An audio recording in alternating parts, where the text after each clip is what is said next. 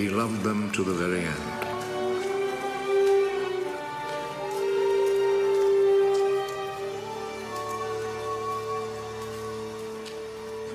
Jesus and his disciples were at supper. The devil had already put into the heart of Judas, the son of Simon Iscariot, the thought of betraying Jesus. Jesus knew that the Father had given him complete power. He knew that he had come from God and was going to God.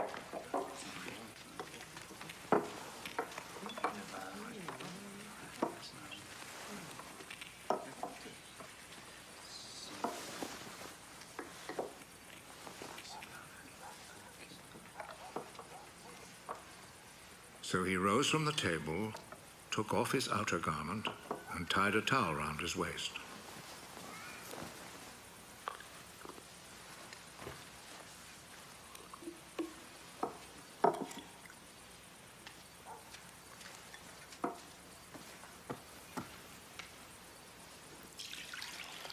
Then he poured some water into a wash basin and began to wash the disciples' feet and dry them with the towel around his waist.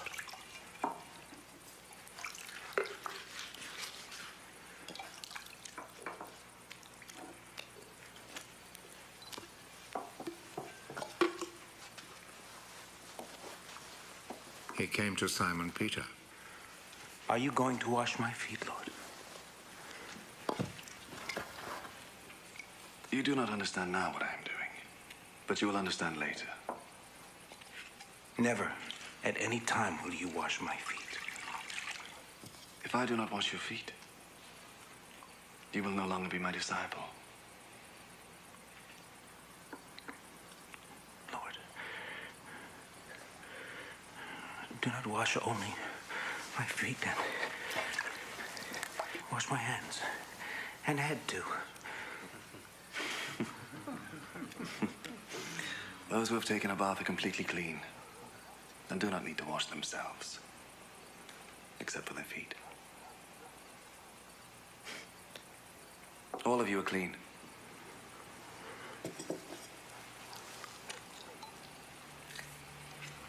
All except one. Jesus already knew who was going to betray him. That is why he said, "All of you except one are clean."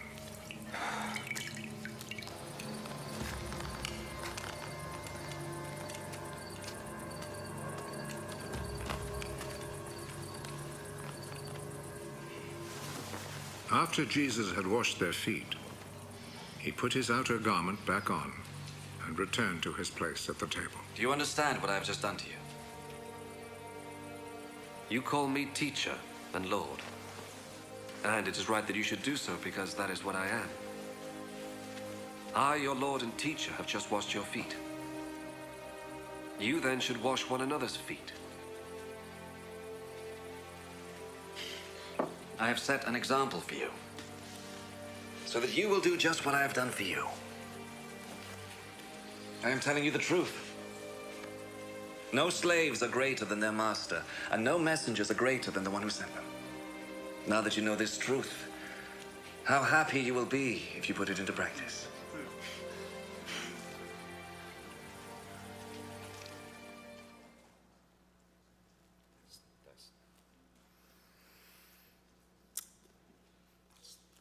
What was not shown in that video clip was what's going on amongst the disciples. The Gospel of Luke, chapter 22, describes that the disciples were arguing to one another who is the greatest among themselves. And in the midst of this heated argument, all of a sudden, out of nowhere, Jesus stood up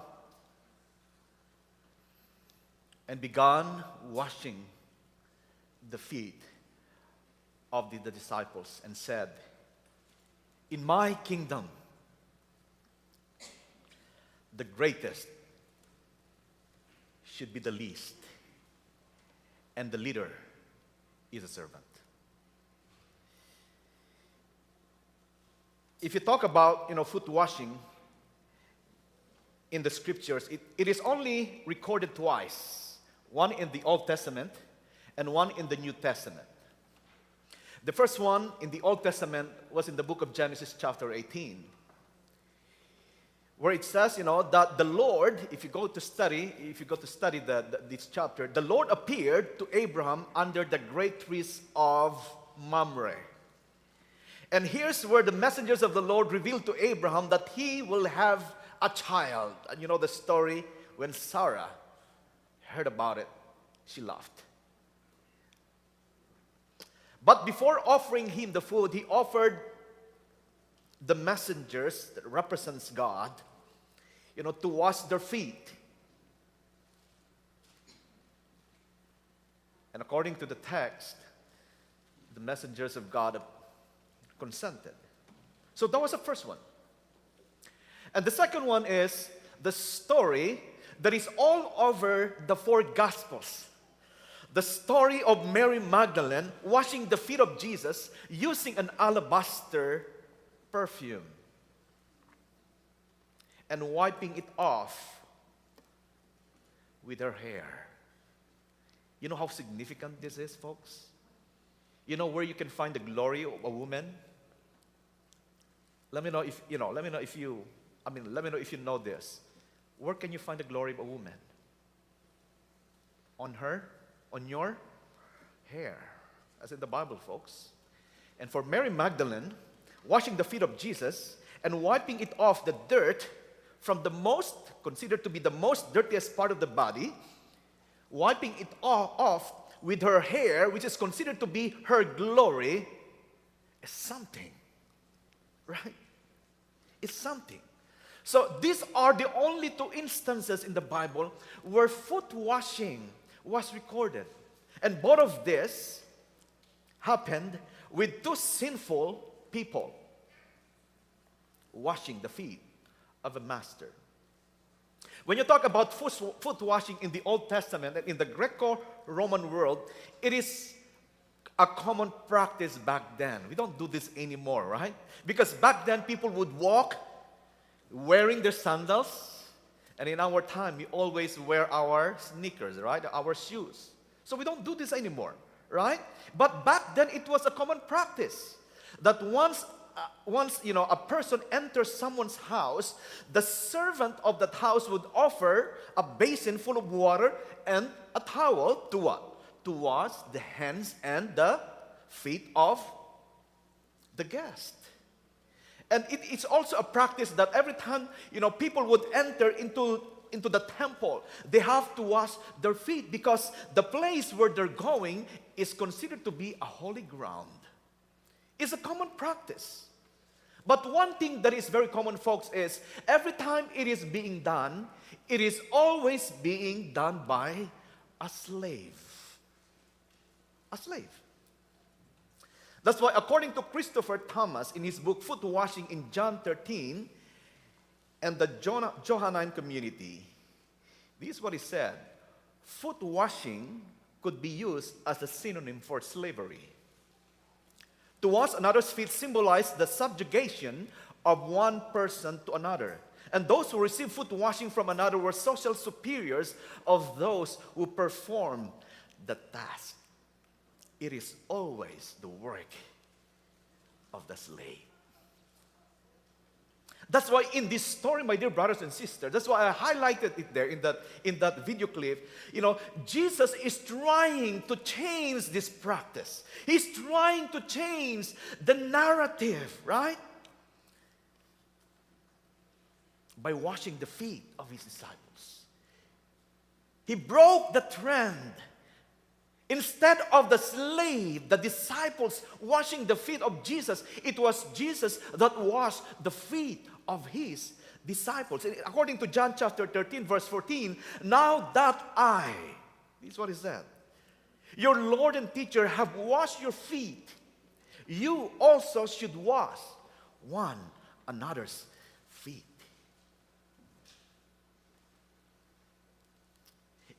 Jesus is not saying for his disciples, to wash his feet. He's not saying that. You, my servants, follow the trend, follow the practice. You should wash my feet.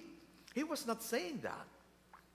but for his disciples to be a servant to their fellow servants, to their master. They are the one that should wash among each other's feet, right? But not only that, my dear brothers and sisters, because he moved beyond this practice, right? By saying even the masters should wash the feet of their servants.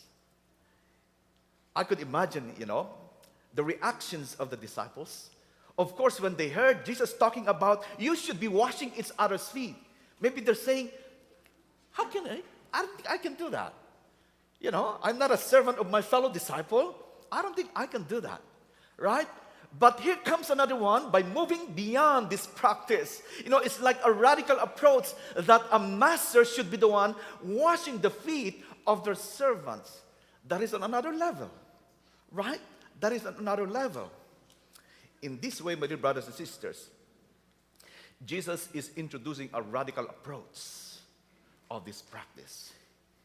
If in the world before and in our world today, it is the servants that serve their master, in Jesus' kingdom, it is the master that serves their servants. Right? Because when you talk about God's kingdom, we are talking about an upside down kingdom. Are you folks with me? When you talk about God's kingdom, the setup is not just like the normal setup of any kingdom that you have seen in this world. Because the setup of God's kingdom is upside down. The bottom is the top, and the top is the bottom. Right? So what Jesus is introducing here is not just something that is new, but is radical. The fact is, my dear brothers and sisters, when you talk about washing someone's feet, we can say that it is very easy to wash the feet of our master, right? Oh, I can wash the feet of my master. I have no problem with that. We can do that anytime, right? And if you can use our language today, it is easy for us to serve those who are superior to us. Are you folks with me? It is easy, Well, your boss told you to do something, you have no problem doing or following the command because he is or she is your what? Your boss. That's given, right? That is given. It is easy to serve those who are superior to us. But it is also hard to serve or follow orders from a person that we perceive to be inferior to us. Right? It's hard. And sometimes we even get this reaction, who are you to tell me that? Who are you to tell me that? You don't have the education just like mine, You don't have the position that I have today, right? You are just down there and I'm here, right? But in God's kingdom, my dear brothers and sisters, those who are at the bottom are the big boss. And those who are at the top should be the one serving those who are inferior to them. That's why according to John 13:14, it talks about Jesus telling them to wash each other's feet. Something that was not done prior to this. That's why it was a shock to them, right? It was a shock to them. But what he did is something that is out of the world. He washes the feet of his disciples. And what he meant is the master that should wash the feet of their servants. For some people, washing the feet, that's why you don't see this in all the churches, Christian churches nowadays, because they don't see the relevance of this anymore. Because right now our feet don't get dirty anymore, right? Not unless you walk barefooted and do something, right? But most of the time, or all the time, when we go out, we are wearing sandals or, sneakers or shoes, right? Right? So some people might not see the relevance of the actual washing of feet in our modern day. But there are a lot of things that we can do that is tantamount to washing someone's feet. Right? To washing someone's feet. Because when you talk about washing someone's feet, it is all about service. It is all about humility. It is all about showing love. It is all about inclusivity. That is what foot washing, my dear brothers and sisters, is all about.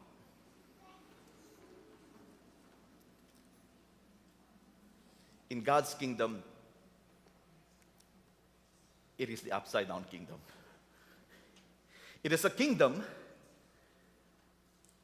where the last will be first. That's why, my dear brothers and sisters, if you want to be part of God's kingdom, you have to get used to this. Because right now, even, we're all guilty of this. We are trained to be like that. We're trying to be, to aim to be on the top, right? Even in our kids, we're telling them, hey, get a good education in order for you to make a lot of money, in order for you to be on the top, right?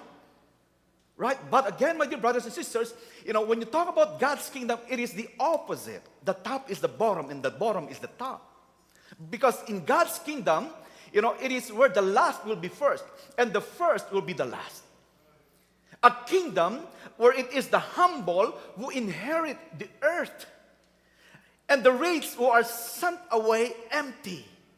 A kingdom where the least of these are the most valued, and the humblest are the most powerful. It goes along with the purpose of Jesus when he came down to this earth, that is recorded in Mark chapter 10, verse 45, where it says, Jesus, even though he is the King of all kings, when he came down to this earth, he did not come here to be served, but what? To serve. That is why I may appeal to you, my dear brothers and sisters, today. I'm not going to be here for a long time, because we still have the foot washing. My appeal to you today is, think on what God is calling you to wash someone's feet. It might not be a literal washing of feet of someone, but an application of what we talk about right now. When you talk about washing someone's feet, it may be a friend whom for some reason you haven't spoken to for a long time. Maybe it is a good opportunity for you to realize that I need to wash the feet of this friend by calling him and say sorry. Right? Maybe you're thinking, well, why would I do that? I can't do that. He's the one who started the problem. Right? And your pride is stopping you from calling this person because he's the one who started the problem. It was not you. It was his fault. But my dear brothers and sisters, wash the feet of that person by calling him and trying to mend, that relationship again. Right? Maybe your spouse. Maybe it was your spouse. That is part of you living in the same household. Your relationships is not as sweet as it used to be. Maybe you need to wash each other's feet at this very moment in order for you to rekindle that love, respect that you need to have in that relationship. Maybe when you talk about washing someone's feet, you are referring to an abusive boss that is taking advantage of you, right? Maybe you need to call this person, maybe a disobedient child, right? That doesn't follow your advices, right? Or maybe a business partner that betrays you. Anything of this, my dear brothers and sisters, we need to get rid of this. We need to get rid of this. And this is the reason why we have this communion service, in order for us to look at ourselves. And if there's anything that is present in our lives that is against the principle of God's kingdom, we need to get rid of this. Right? We need to make it right. Again, in John 13:14, Jesus said, now that I, your Lord and teacher, have washed your feet, you also should wash one another's feet. From here, we're going downstairs, and we're going to have our foot washing. Our deacons and our deaconess will be serving you downstairs. you know. And let us do this reverently. And when you're done, come back here because we are going to spend our time at God's table as we, break the bread together. May God bless all of us today.